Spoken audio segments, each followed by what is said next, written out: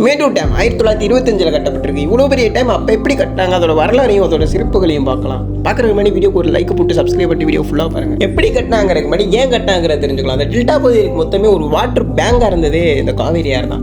ஏன்னா விவசாயம், குடிநீர், நன்னீர் வசதி எல்லாத்துலேயுமே பங்கு பெற்றது காவேரி தான். காவேரியால் இவ்வளோ நன்மைகள் இருந்தாலும் அந்த காவேரியால் பல தீமைகளையும் மக்கள் அடைஞ்சுக்கிட்டு தான் இருந்தாங்க. மழை எப்போ எப்படி பெய்யுங்கிறது யாராலையும் சொல்லவே முடியாது. மழை அதிகமாக பெஞ்சா வெள்ளப்பெருக்கு, மழை கம்மியாக பெஞ்சா பஞ்சம்னு மக்கள் அவதிப்பட்டுக்கிட்டு தான் இருந்தாங்க. அப்போ பிரிட்டிஷ் ஆட்சிக்கு கீழே இருந்த சென்னை மாகாணத்துக்கு இந்த விஷயம் தெரிய வருது. அவங்க ஒரே முடிவாக இதுக்கு அணை கட்டுறதா ஒரே முடிவுன்னு முடிவுக்கு வராங்க. ஆனால் அணை கட்டுறது சாதாரண விஷயம் கிடையாது. 1700 மீட்டர் நீளமும் 37 மீட்டர் உயரமும் கொண்ட அணையெல்லாம் காவேரிக்கு நடுவில் கட்டுறது சாத்தியமே கிடையாது. அவ்வளோ பெரிய விஷயம் அது. அது மட்டும் கிடையாது, அப்போ இருந்த மைசூர் அரசாங்கத்தில் அனுமதி கேட்க வேண்டிய கட்டாயம் இருந்துச்சு. காவேரி பிரச்சனை இப்போ மட்டும் கிடையாது, அப்பையில இருந்தே தான் இருக்கு. அனுமதி கேட்டு பலமுறை அனுமதிகள் மறுக்கவும் பட்டிருக்கு. கிட்டத்தட்ட 80 வருஷத்துக்கும் மேலேயும் அனுமதி மறுக்கப்பட்டதா சொல்லப்படுது. அப்போ ஒரு வருஷத்துல ஏற்படக்கூடிய வெள்ள இழப்பீடுக்கு 30 லட்சம் இழப்பீடா கொடுத்துருங்கன்னு அப்ப இருந்த திருச்சி ஆட்சியர் மைசூர் மகாராஜருக்கு கடிதம் எழுதுறாரு.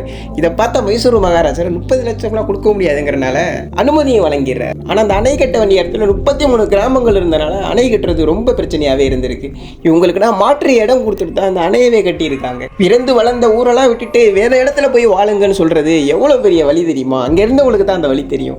அவங்களோட தியாகம் தான் இப்போ நிறைய பேருக்கு தண்ணி சோறுன்னு போட்டுக்கிட்டு. அப்போ இருந்த பிரிட்டிஷ் அரசாங்கத்திட்ட 4,80,00,000 ஆகும் அணை கட்டுறதுக்கான செலவு அப்படின்னு சொன்னோன்னே அவங்களும் ஒத்துக்கிறாங்க அணை கட்டுறது. சீத்தாமலை, பாலமலைங்கிற 2 மலைகளை இணைச்சு கட்டக்கூடிய அணையோட வேலைகளும் தொடங்கப்படுது. அணை கட்டுறதுக்கான பொருட்கள் ஸ்காட்லாண்ட்லேருந்து வாங்கியிருக்காங்க. மழை, புயல், வெள்ளம்னு 9 வருடமா கஷ்டப்பட்டு இந்த அணையை கட்டி முடிச்சிருக்காங்க. 1934 அணை பயன்பாட்டுக்கு வருது. பல லட்சம் ஏக்கர்களுக்கு நீர் பாசனம், மின் உற்பத்தின்னு பல சிறப்புகளும் இருக்கு இந்த அணைக்கு. தமிழ்நாட்டின் மிகப்பெரிய அணை, ஆசியாவின் மிக நீளமான அணைன்னு இன்னொரு சிறப்பு இருக்கு. இப்போது தமிழ்நாட்டின் மிக முக்கியமான சுற்றுலாத்தலமா இருக்கு. நீங்க மேட்டூர் டேம் போயிருக்கலாம் இல்லையாங்கிறது கமெண்ட்ல சொல்லிட்டு போங்க.